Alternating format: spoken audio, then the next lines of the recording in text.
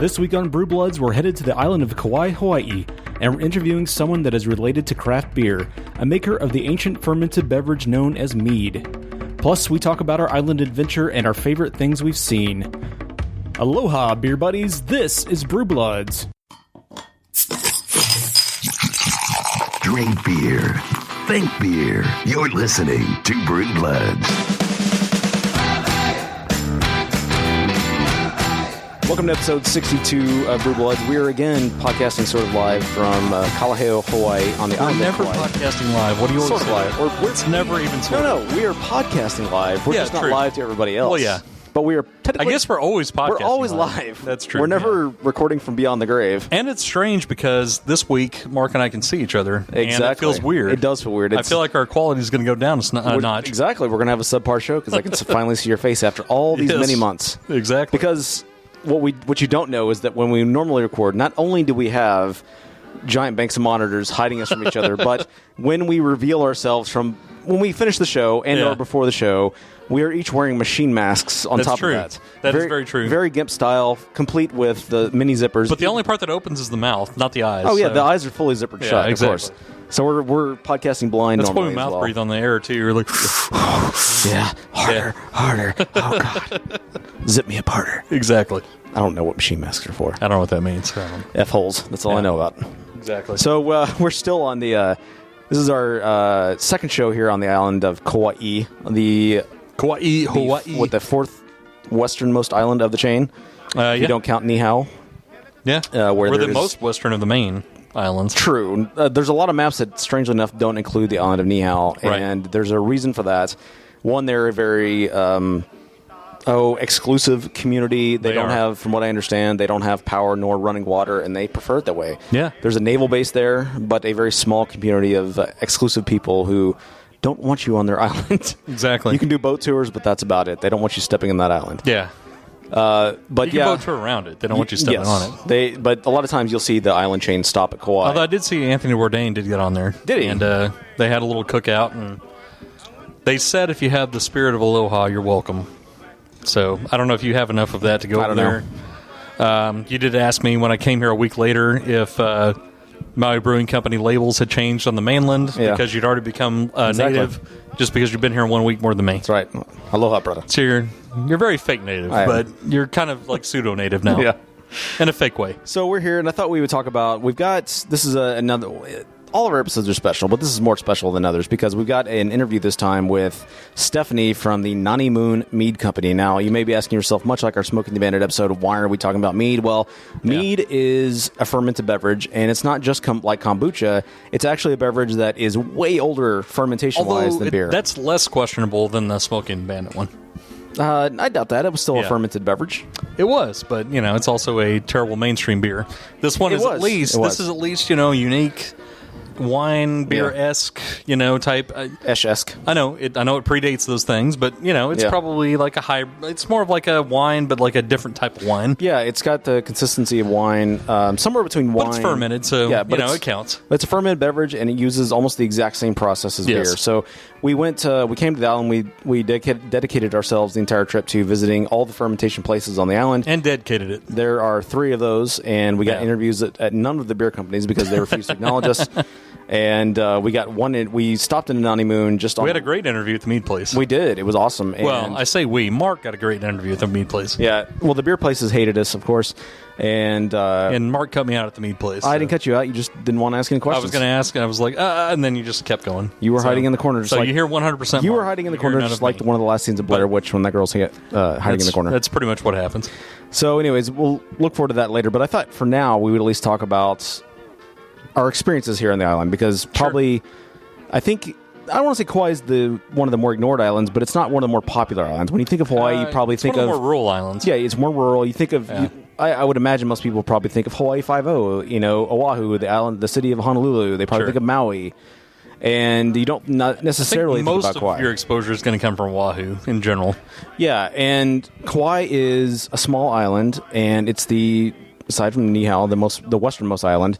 And the rooster capital of the world. It is. So a brief history of the place is that, I don't know the exact year, but a number of years back, there was a hurricane that hit the island, as we almost experienced this week. Sure. And a bunch of people had chickens. And well, what happened was the hurricane collapsed one restaurant, the Bullshed, back in the day, and they had to rebuild. But that's a local's favorite. That's the Bullshed. Bullshed. Just to and clarify. it also destroyed a lot of people's coops and fences. And so chickens just went everywhere.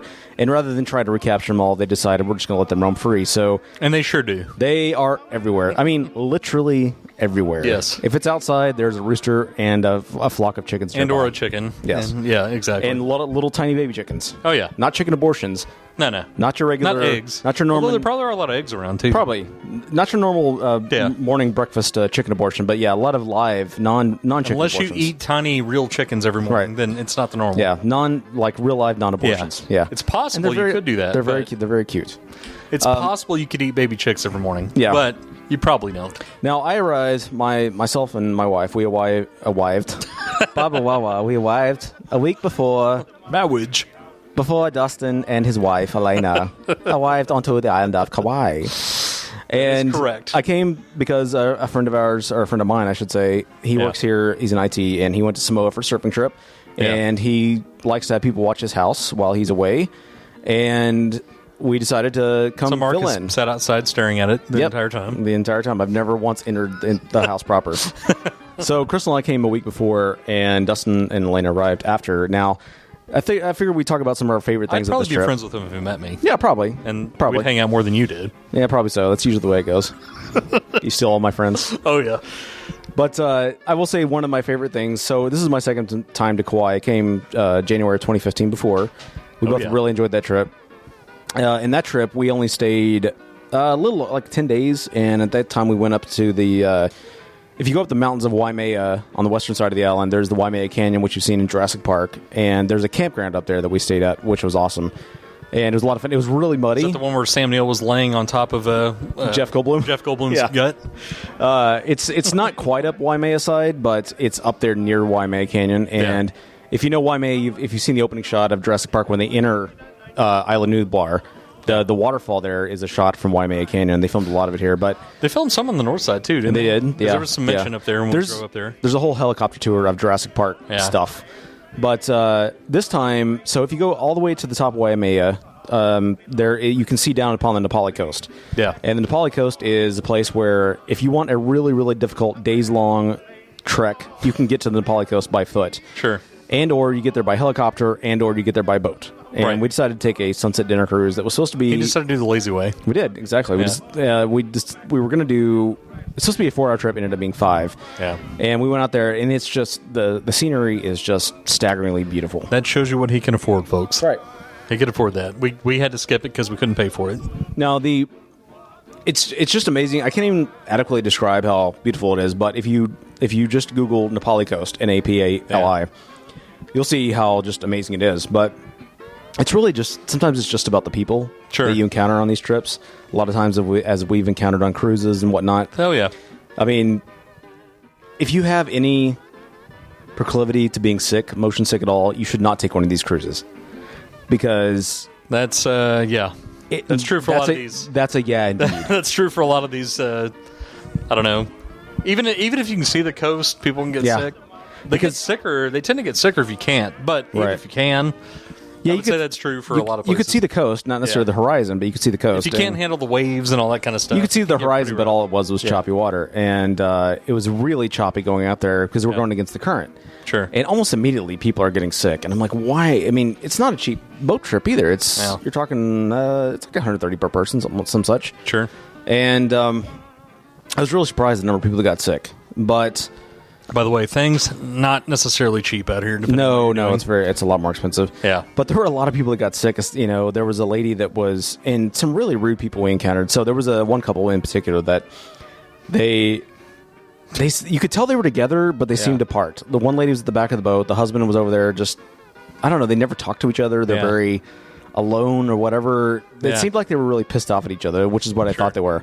Well, apparently she was sick, right? Yeah. And my wife bought these. I think they're called C bands, and they're like acupuncture bands.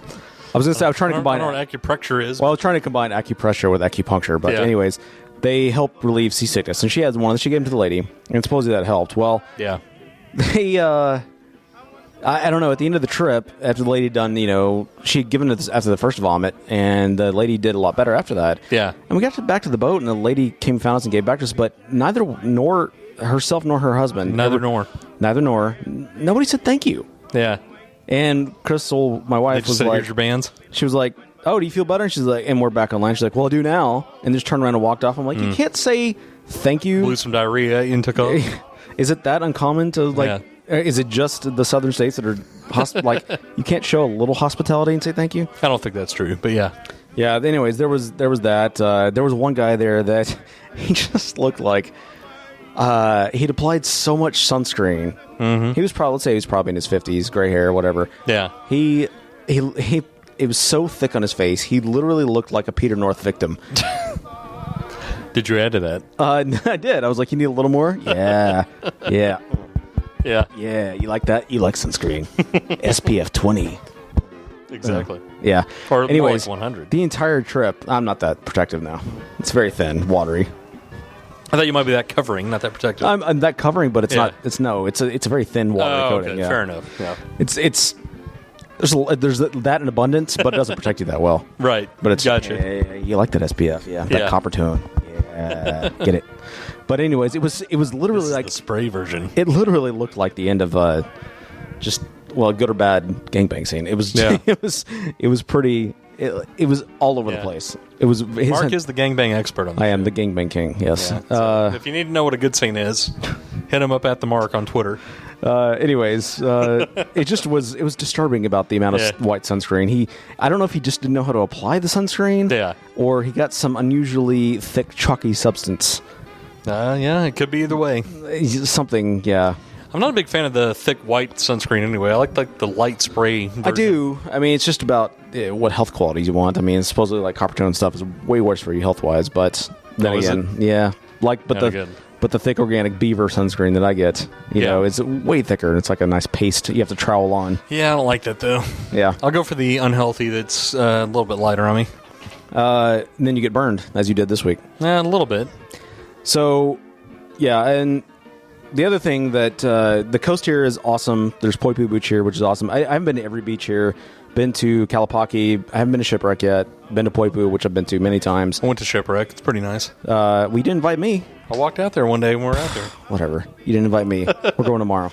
All right. But I want to go to the Shipwreck. I hope we can do that tomorrow. But the good thing about Shipwreck is we can just walk into the Hyatt hotels. True. And they won't care. The pools. So the other thing that happened prior to you getting here, was I got to have my David Hasselhoff moment, which, you know, as any kid, respectful kid from the 90s, you enjoyed the bouncing men and women down as they ran down the beach. And I was out at Poipu Beach, and my wife was busting out your SPF 100 everywhere. No, I just covered myself and semen. Okay, well that's my own natural sunscreen. I was trying to be nice about it and call it SPF 100. My own organic sunscreen. Yeah, exactly. I flagrante into myself and straight out into the waited 20 minutes, of course, because you want to make sure it sets in. And I was frolicking the waves, tra-la, and I went over. So down the beach a ways, there's a monk seals are an endangered species here in Kauai. They have the same haircuts and chanting and everything. Yes, just like they have the tonsure, just like a regular monk. Right. And when somebody from a hotel or a lifeguard or even just some random passersby spot them, there's a volunteer team that comes out and protects these seals. Yeah. They put up barriers so that they can, because they come up in the day. Generic Hawaiian that works here. Yeah. They sleep on the beach, and then at night they go back into the ocean and they feed in the bottom. Kind of like Mark. Exactly. I feed on the bottom. Anyways, there was one that was protected in there, and then there's a sandbar, kind of, if you're facing the ocean, it's to your left. And there was a much younger seal out there. And so I went over there, and then one of the volunteers was over there, and I went to listen to her speak about the endangered species. Go to the Marriott here at, I guess it's the south side of Kauai. Yeah. There's a gigantic sandbar out there, which does give you a nice little look to, deeper in the ocean and everything if you want to walk out there. And they're not too anal over there. I mean, you can't walk into the Marriott property or else they'll try to slap you down. Right, but as they did Dustin. They did. I just sat on the bench for 1 second to put my shoes on, and security ran up to me and asked if I was staying there. I was like, no, don't put me in Marriott jail. It's very dangerous. Yes. So much prison rape in that Marriott jail. Probably so. You might have been covered in sunscreen yourself. That's true. So I went over to the sandbar to listen to this volunteer, and she was talking about the various threats that the seals encounter and how you can tell, like, if it's a tiger shark or various sharks that attack them and things like that. Seals have to avoid SPF 100 constantly from all the local guests. The most organic of sunscreens. And anyway, she was walking back, and I was kind of following her back, just listening to questions she was answering. And all of a sudden, this lady was like, "Help, help!" And she was literally like screaming at the top of her lungs. That's Marcus's generic female voice. That's my reduction of a female screaming, because all females sound like that. Anyway, she was screaming because her child, with his little boogie board there, had been washed out into because the current was kind of high at that point. We had just passed high tide, and he had been pulled out to the bay on his boogie board, except the problem was he could not get back on it. He wasn't actually on it. It was disconnected. He had the leash, the board leash, but he couldn't get back on it, and he'd been pulled out, and she, I guess, was not a strong enough swimmer. So I got to slowly run down the beach, and I leapt into the water, and I swam after him. He ran down with his fingertips, just right, his nipples just running. Nipples, yeah. I never once dipped my nipples into the ocean. He basically looked like Anthony Kiedis from the Under the Bridge video. Yeah. Except for your hands covering your nipples. As we discovered this week, your nipples are the barometers of ocean temperature. They are. If you can dip the nips, you're safe. Yeah, exactly. So I ran after her and I pulled the kid back in, and at least that lady said thank you. Yeah, that's good. Many times, and she pointed me out, and she decorated me with sheepskins and laurels that she just happened to have handy. Gave him slightly tiny nipple covers. Yeah, exactly. She gave me nipple blood covers. Handed me a trophy even. Yeah. Then that had nipples on top of it. And then she gave me a Kahlua pork sandwich, which was really nice. And then I ran down the beach again very slowly. Kahlua pork is good at it. So that was interesting. And then Portuguese sausage also very good at it. Also, yes, very good. And then it seemed like just the next day you were there. And we've had some time to experience things together. Yes, we did. So tell me about your last week. This is your first time to Kauai. Not your first time to Hawaii, but your first time to Kauai. Yeah, we've me and the wife have been out to Hawaii in general. To Maui a couple of times, Oahu one time. Oahu was actually our wedding or our honeymoon. My father sent us out here for that. And then we came out twice to Maui, once for our 10-year anniversary and once for a friend's wedding. So this is the first time to Kauai. That's right. They've been married since they were 13. Yes, we've been married forever. It was an arranged marriage, too. Basically. And so far, island comparisons, I would say Oahu is definitely number 3. Kauai, I would still put at number 2 and Maui at number 1. But that being said, it's hard to rank high-end paradise. It's all great. Even number 3 Oahu is great, depending on where you go. So like here, it's obviously way more rural. It's like really is like it's like if you took a small town, like a small Texas town, and you stretched it out, exploded it all over the place, all over a tiny island. Basically, there are 1 to 2 main highways that go all. The center of the island is a lot of farmland and protected land. I would say there's only one quote unquote major city here, and that's Lahui. I wouldn't say that's major, but I'm saying quote unquote. Yeah. Well, I'm just saying it's like it's. Did you hear the quotes, Mark? I didn't hear any quotes. Oh, okay. It really is like if you took a small town and stretched it out like on a yarn string all the way around the island. So the problem is traffic is really slow. The highest speed limit you'll see here is about 50. The traffic is worse here than it was on Oahu or Maui, to be honest with you. Maui is just big enough to be spread out enough that you don't really run into that much traffic. They have a couple of major cities there. Yeah. But it's also more spread out than here. Oahu is so big that they have, interstates and stuff to handle this kind of traffic. Right. Kauai is small enough that just a little bit of traffic makes it really rough. So. It is. If you get anywhere during rush hour, it's a problem. Yeah.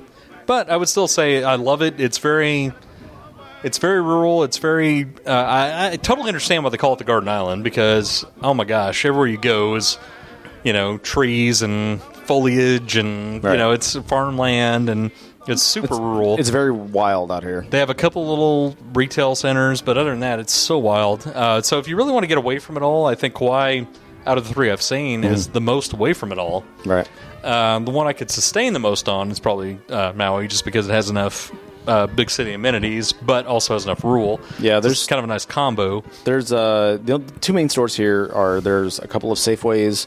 There's 1 Costco. There's 1 Costco, 1 Walmart, and 1 Kmart. Yeah, and then so it's very rural. There's a local chain here called the Big Save, which is a local grocery store. They have 1 Times supermarket. Yeah, and Long's Drugs. But Long's Drugs, but it's pretty rural. Yeah, pretty rural overall. If you enjoy the slower life, this is definitely a good place to be. Now, one thing we've encountered this week is that we narrowly avoided Hurricane Darby, which it stayed Tropical Storm Darby. Yeah. But the problem here is that, so we're staying in Kalaheo, which is on the south side of the island. Yep. And we're up on a hill it would be a mountain in Texas, but it's a hill here. Sure. And it's not as bad today as it was yesterday. So Dustin and his fancy ass went and stayed at the Grand Hyatt, which was literally about $700 or $800 a night. Oh my God! If anybody stays there, just FYI, they nickel and dime you for everything. We're talking about a $20 pot of coffee. Yeah, that's how expensive. And it is what, a $76 breakfast? Yeah, it was before actually tip, an $80 breakfast and an $80 dinner for room service. And this was not a luxury. So we're talking about burger, fries, and a beer and a wine. Before just the $80. tip, right? Yeah, that was before the tip, yeah. Yeah. Well, they include the 21%, so okay. I just lift that on there. So if I don't add extra. If you want a standard comparison, if you've seen Forgetting Sarah Marshall, they're staying at the Turtle Bay. That's basically where Dustin stayed the last couple nights. And honestly, it might not be quite as nice as that. Yeah. At least from pictures. Yeah, it's pretty ridiculous. Nice, but I don't think it's that nice. And so we're at my friend's house we're staying at. It's pretty... No AC here. Pretty common to not have air conditioner here. And every other day prior to Tropical Storm Darby showing up, you'd have 15 to 20 mile an hour winds. It's maybe a little bit warm during the day, but the rest of the time, like, sleeping's no problem. Yeah. It's cool at night. So the problem is Darby showed up and it went through Honolulu, went through Oahu. Yeah. And then it hit Kauai and just sucked all the wind out. Yeah, there's like a trade wind path here or something that totally stopped on and just stopped all the winds. And so yesterday, oh my God, Oh, you have no idea. Even walking around, though, yeah. Like we went to yesterday. We went to the north side of the island and went out and did a bunch of stuff. Yeah, and super sweaty anywhere you'd go. Yes, I'm not trying to say I compare it because we did have AC in the room. Yeah, so yesterday was the day to have AC. Yeah, we're lucky that at least we had an additional box fan we could use that we could spray directly on us. But it was literally so bad at one point that we had all the fans on here on high at the house. There was again zero wind yesterday. It was somewhere around like 87 or 88 degrees. Mm-hmm. No wind. You're high in the mountains. You're inside of a house. Yeah. And even with windows open, no wind coming through doesn't help. It's one of those things where it's so hot that... How hot is it? We were sitting on the couch close to each other because the box fan is such a narrow channel of fandom. Crouched out is what he's trying to say. And we couldn't touch each other because it was so hot. Yeah. But we had to be near each other to enjoy the box fan stream. Yeah. And we were just, oh my God, we were pitting out. I was pitting out, onion crotching all over the place. Yeah. It was bad. So we invited them over to the luxurious resort so they could swim and try to calm down the pitting. Because we enjoyed, I think we went somewhere, we went to Opeka'a Falls. We took showers before that. Then we came back and took showers again after the fact. And we went to Wailua Falls as well. And then we went to enjoy 5 minutes of air conditioning, your lovely hotel stay. Well, you got to enjoy the pool longer than that, so that helped. So tell me what, your first time here, what would have been your favorite things while you've been here? I would say my favorite things have been going up to the north side, up by Tunnels Beach, and then beyond that, up to Princeville and that kind of area.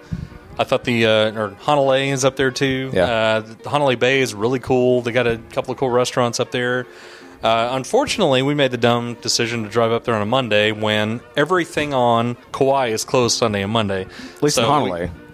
Well, beyond that, the lighthouse was closed. The gardens were closed. Like every state park type thing is closed Sunday and Monday. Right. Just so FYI to anybody else who does that. But even saying that was probably my favorite part of the island. I like the east side and the north side probably the best. East side? Yeah. And then why is that? Why is that your favorite?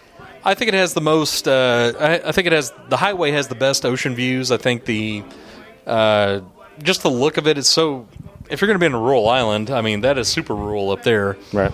And I actually kind of like that. So if anybody wants to buy up there, there's a lot of real estate available. Right. If anybody out there can afford it, because most traffic too. At least in Lahui. Not so much on the north side. Well, Lahui is not really north, though.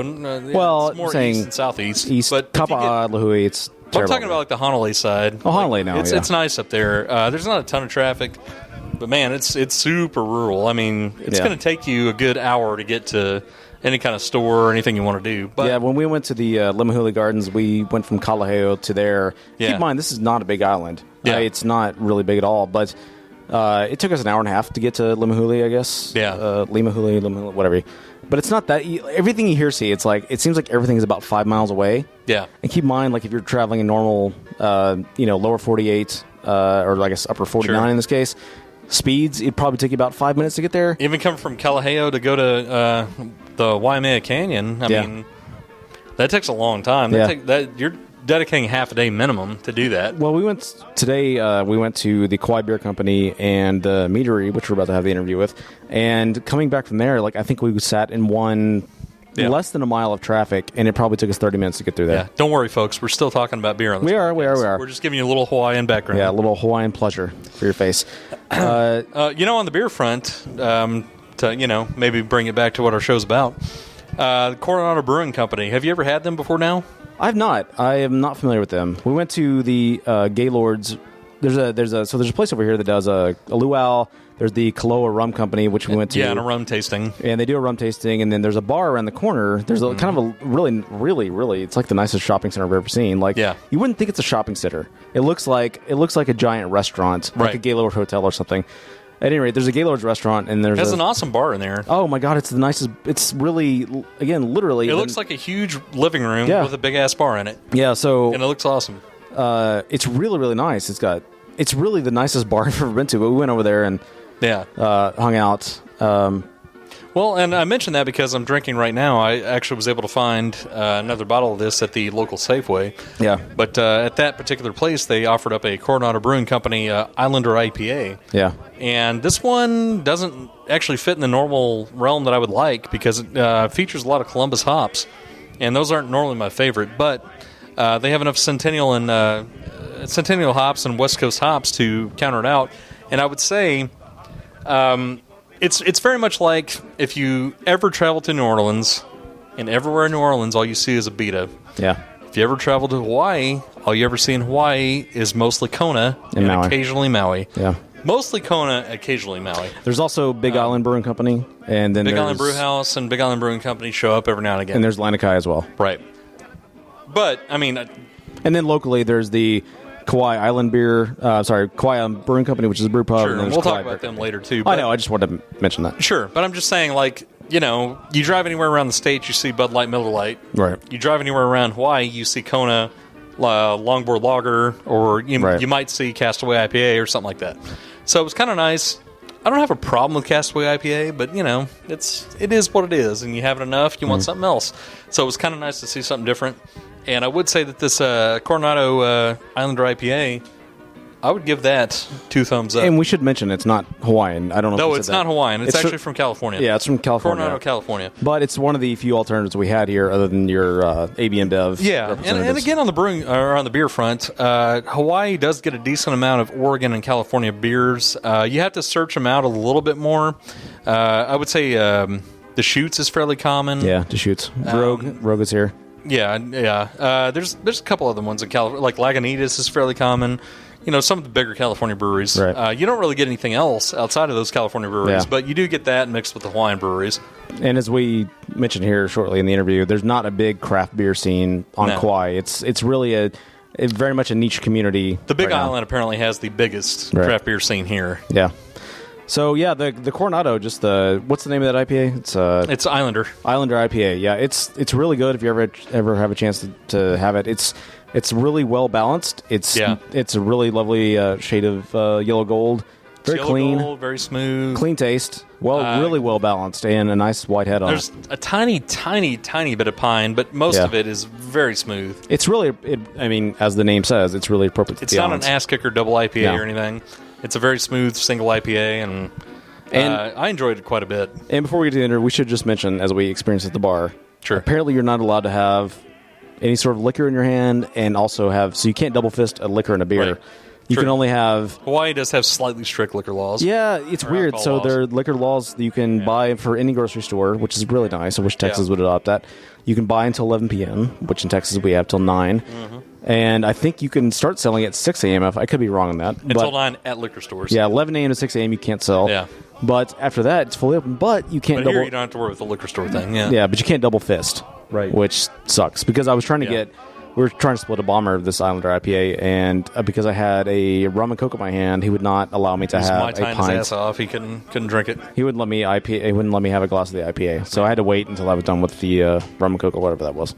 So, do you have any other beer experiences here? No, that's it. Other than what we're going to talk about next week, but really, I also had one with the Golden Brew Company out of California as well. It was another IPA. They offered on the we went up to Honolulu. We went to a place called Calypso, which Mark has also been to, Mark and Crystal.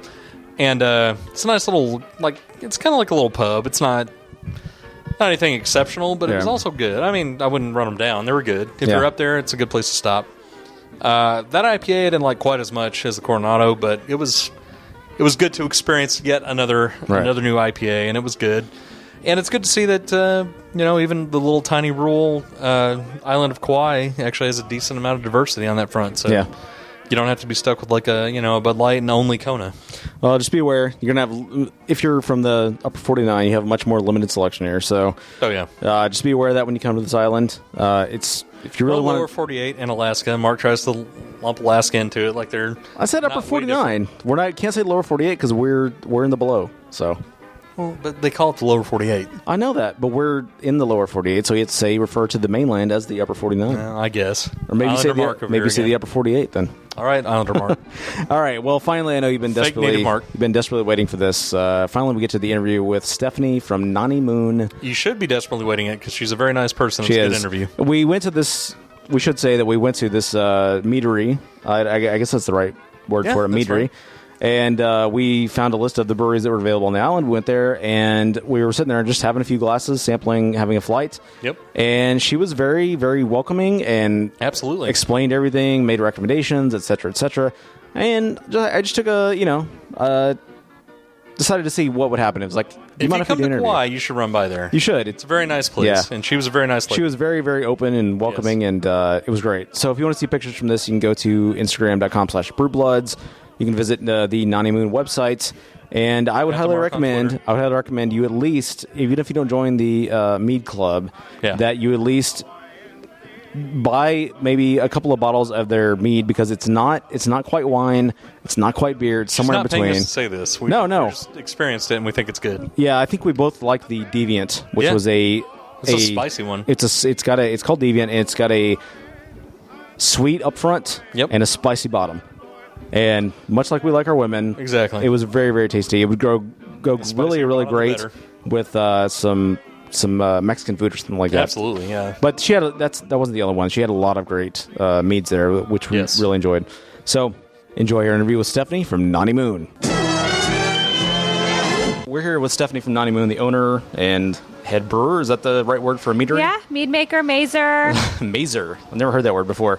So tell us, we just stopped in here. We're trying to visit all the local breweries in Kauai, and there's only 3 that we know of, right? There's Kauai Island, there's Kauai Beer Company, and then we found you guys. Yes. We were looking on top breweries. So how did you get started in making mead? I was really focused on sustainable land use, agriculture. Yeah. So it was sort of a different pathway than just being interested in brewing.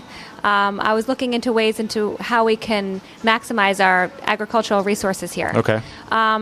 So hives in general, beehives, pollination is just critical to diversified agriculture. And what really is effective in Hawaii in agriculture is growing, selling, and buying locally. Right.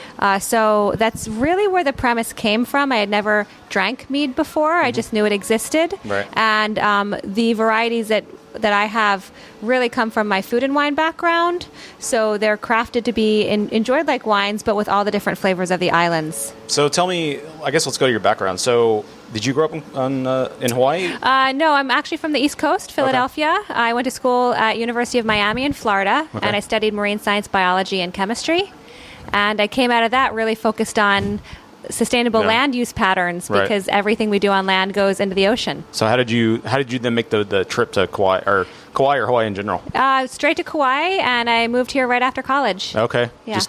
Did you go into the marine sciences when you got here, or did you just? I did a little bit of it, but I really stayed focused on the land. Okay. And I worked with the National Tropical Botanical Garden for about 13 years before I started the business. And working with them with my degree, they actually contracted me to do reef research on their adjacent reefs. So I did work in the water for a while, but a lot of my background on Kauai turned into food and beverage and mead making. So how do you go from that angle of things? How do you make the transition, or where do you get into food and wine, and then how does that take you here?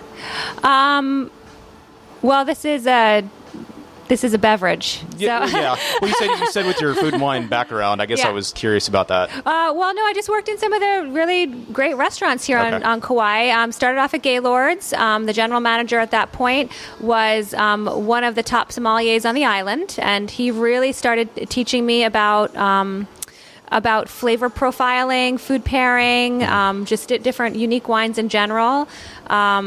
And it was actually when I was working at Gaylord's where I started making mead at home. And Okay. so I'd bring my mead into Gaylord's and, just share my product with the chefs in the bar and get feedback. Okay. I moved to Roy's, which has a super extensive wine training program for their servers. And then I moved to the Princeville Hotel. Okay. So all of those establishments really brought me into some of the fine wines and that style. So, what was the moment that what tipped you to start making mead at home? It just came to me in about 2000. I just saw, I just witnessed beehives in the native forest, and immediately I understood that the native forest here would have economic potential just by existing if we put beehives out Right.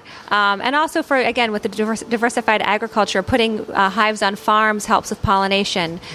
It was just a few weeks after I sort of came up with that idea that I remembered about mead. And It seems to be like somewhat of a lost art. And It really You is. don't hear it talked about anymore. And I've heard recently that mead is slowly starting, because it's an older beverage than beer. Even there's, Yes. they've found records that I don't know how many, like at least 1,000 years older than beer. The oldest beer records they found they found mead going back that far, and it seems like it's slowly making its way back. I heard about it about 10 years ago for the first time, and some people were making it in their backyard. And then now I'm starting to hear about little spots. We don't have it in Dallas yet, but as far as I know. But you're hearing about it a little bit on the East Coast, little pockets here and there. And then we came here and we found this. And we're because it's a fermented beverage, for people who don't know, it's a fermented beverage just like beer. It's just got a longer history. So I'm really interested in that whole process. So, actually, mead, you're right about the fact that mead is the oldest alcoholic beverage, Right. Predating both beer and wine, and there are traces of mead dating back over 10,000 years in Okay, society, 10,000, wow. across the world. Right. So a lot of people relate mead traditionally to Northern European, but their existence of mead in African, Asian, Native American cultures. What's interesting about mead is it was able to be created in nature prior to man, really. Back in, you could think about the African Sahara plains where there was a rainy season and a beehive, and those bees fled the hive from the hole in the tree. Wet season comes, rainwater comes, wild yeast come, and so mead was able to be created in itself in nature without the help of man. So really coining that name, the nectar of the gods, because people were able to discover it Right. that way before modern agriculture. Right. So both beer and wine really came into play when cultures started cultivating their own crops, where mead was something that could be made prior to that. Bringing us back to modern days, when I opened in 2007, there was about 65 licensed meaderies in the United States. Today there's over 200, so the industry has tripled since then. And according to the U.S. Mead Makers Association, mead in general is the fastest, even though it's the smallest, it's the fastest growing sector of the U.S. alcohol industry right now. So it's growing at an exponential rate. Yeah, and you're seeing, I know in the BJCP, which is the Beer Judge Certification Program, they have their own, it's slowly growing, but they have their own judging program just for mead now. And Right. you're slowly seeing judges pop up doing that. And that's great because, again, my background is food and wine. And when I first started marketing, I was marketing to the wine community. And I didn't realize, even though I was so successful in my ventures in the wine world, how particular wine drinkers can be. And so in the past 5 years, the people who have really, gotten interested in mead have been the brewers and the craft beverage community. Right. And that's really who we embrace right now. And, as I create new varieties, I keep that community in mind. So, can you speak to what is the craft beer scene like on Kauai? I don't know about Hawaii in general. We've got a couple of bottles of Big Island Brewing and back at the house. But what is the fermentation scene, I guess, for lack of a better term, here in the island? It's small. Yeah. There is a small brew club. I've been to it a few times. Yeah. When I started making mead 16 years ago, there was really nobody that I knew of. And so, my background, I'm completely self-taught. I went online. I sort of researched what I needed, basically a carboy, siphon hose, airlock, and yeast. Everything you need to make beer. Right, exactly. And so I just started using different, local fruits and ingredients here with honey as the main ingredient. Okay. So with that, there is a small community, but it's not very big. Right. The Big Island has a much larger craft brew community, and so every year there's a Kona Brew Fest, which happens the second Saturday in March. And that's a great event for any beer lover to come to if they want to make a trip to Hawaii. Right. They also have a home brewers competition that week. And if you log on to their website, the Kona Brewers Festival, you can send in your entries from across the country. Okay. So they really do love to see brews outside of Hawaii. But just going back to the craft brew community in Hawaii, that's definitely the largest. So when you decided when did you decide? I guess when you decided to open up your place, how hard was it to get established here? It's not easy. I mean, things are not cheap here. Right. One of our advantages is that all of our raw materials are sourced locally, and that's the premise of the business and why I started making mead was to local sourcing. So it's one of the reasons why I never worked with beer and grape wine. The most expensive thing for me right now in terms of materials would be the bottles, which come from California. So shipping is outrageous. Okay. It's one of the other reasons why you don't see a lot of Hawaii breweries bottling their beer, because that packaging, in addition to paying for the raw materials, which are imported, it makes it too expensive to sell in a bottle. Right. So there are some hurdles to get over that. So you do see a little bit more coming up, but those are some of the hurdles in the beverage community here. So maybe this is a dumb question. Could you put mead in a can and would it still taste Yeah, great? there are some meaderies that can. Okay. Again, because we're the only one in the state, right, and the only one on Kauai, we don't have these shared resources like other places on the mainland. California, there's mobile bottling units, and you can buy used equipment, and so we don't have those resources here. So it makes it some of the challenge for growth, and especially something like canning, which would be a really huge investment. Yeah, you have to have ample space here. I'm assuming this is your main production facility too, right? 1,000 square feet. Yeah. So tell me about the process. What's the difference between when you make beer versus mead? What's the key difference other than honey, obviously? Well, every mead maker has different methodology, but one big difference is the lack of heat. At least in my methodology, we keep the honey raw from start to finish. There are mead makers who feel they need to boil their honey, but that's not my philosophy. So basically, it's a raw process. It's a cold process. So there's no heating. So I think that's a big difference, versus brewing. And what's the difference between heating it up? I mean, for a boil, obviously, you want to get some more get the whole process started. What's the advantage in your mind for not boiling? You still get all the live benefits of the honey. I mean, honey is such a nutritionally rich resource, filled with antibiotic potential and just all these different microbes. So one philosophy in boiling the honey is you're killing those, but one philosophy in not boiling it is you're keeping them there, making the end product actually healthful. Yeah, and there's enough sugar there naturally just for the yeast to automatically feed on at the same time. Yeah. Interesting. So how do you feel like I don't have really any experience with mead. How do you feel like that lends a taste difference between your mead and somebody who does boil? Or is there one? I mean, well, there are taste differences. I don't know if when I've tasted other whether it's like a small craft brew or another commercial meadery's mead, whether they boil or not. Right. But my methodology is because of all the local sourcing, because we use fruit freshly juiced. We co-ferment, meaning the fruit is part of the fermentation process rather than fruit flavored.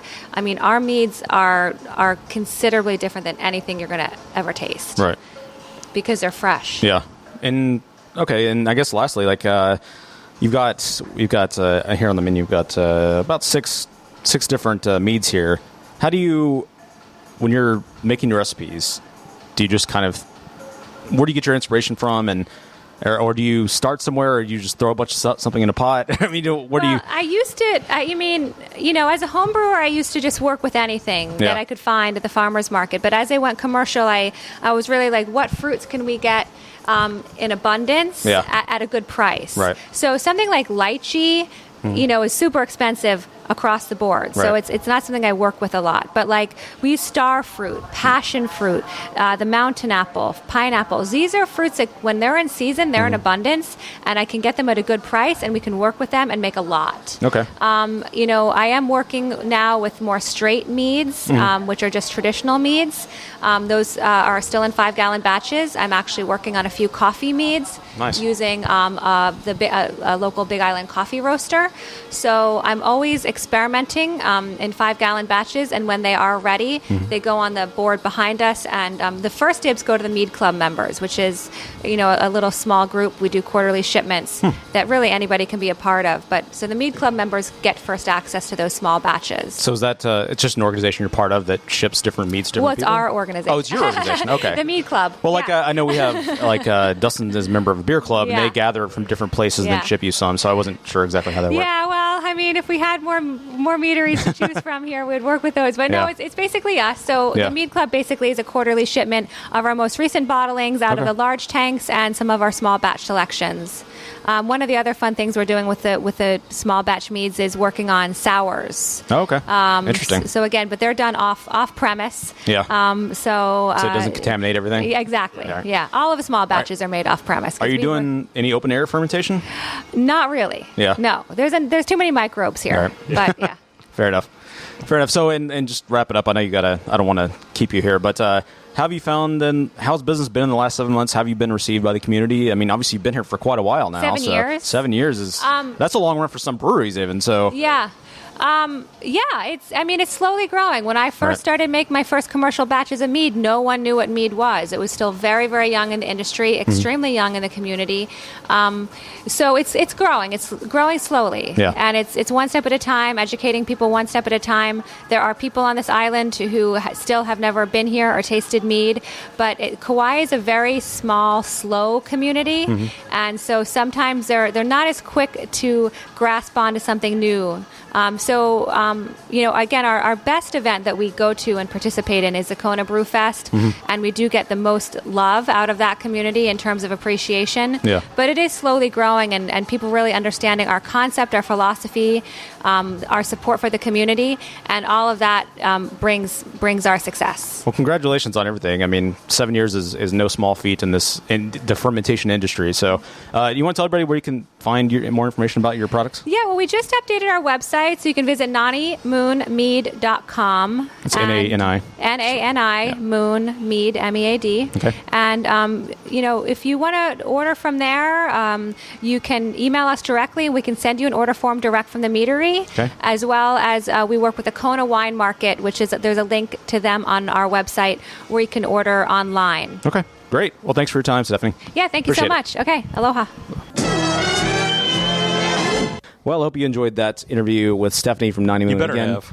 You can just search for Nani Moon, Nani Moon, as Mark conventionally will spelled personally come to your house and M-O-O-N. slap you if you didn't like it. And I would highly recommend that you take the time to buy some of her meads, get them shipped to your house, and at least try it. Yes. And if you have a meadery near you, I would sincerely suggest you try it, because it really was not what I expected. After the only other time I've had mead, it was really, really thick and syrupy. It didn't really jive with my palate. Yeah, her her style was good at least. I don't know if that's all meads these days, but hers is good. I can't say. She said apparently after the interview, she was saying that we have three. Just in Texas, we have 3 meaderies. I'm not aware of that at all, but that's good to know. Maybe we can seek them out. But we won't, but we should. If you know someone who doesn't like beer but really likes wine, this is kind of mead is good. It's a good way to get them into fermented beverages. Yeah, it's a really nice bridge. It really is, because the flavors are super complex. Yeah, a lot like beer. The beer itself it's super complex. Sure, it's to me, because I got to be honest with you, I'm not a wine guy. I'm not a vinophile, and a lot of wine. I'll drink wine, but it's not my favorite. I like it, but it kind of always tastes the same to me. Not all of it, but like if I taste a Sauvignon Blanc versus Sauvignon Blanc, it kind of all tastes the same. It's another Sauvignon Blanc. Yeah, but I will say, like, each of her meads tasted significantly different from the last one. It did. She had a good variety. She had a really good like flavor profiles, especially on that deviant that we talked about earlier. And just and she had a macadamia nut one, which was awesome. What was the other one called? Something Moon. I apologize. I can't remember the name of it, but that one was really sweet but not like overly sweet, not like super honey sweet. It had just like enough sweet to it that it kind of stuck out, but it wasn't.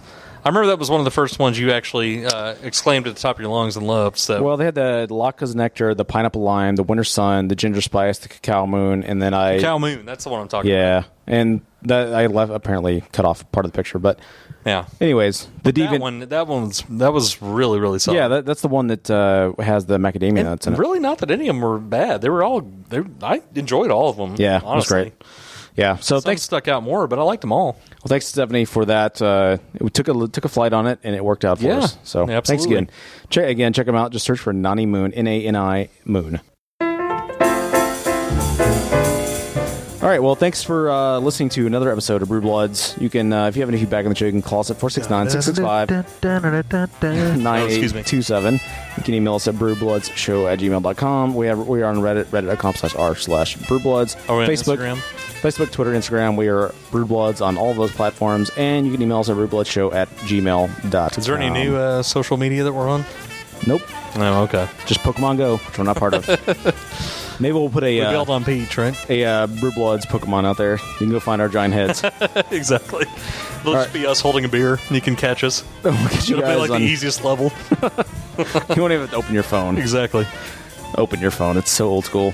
I mean, turn on your phone, press the middle button. On that, for Mark, I'm Dustin. For Dustin, I'm Mark. Probst. Aloha.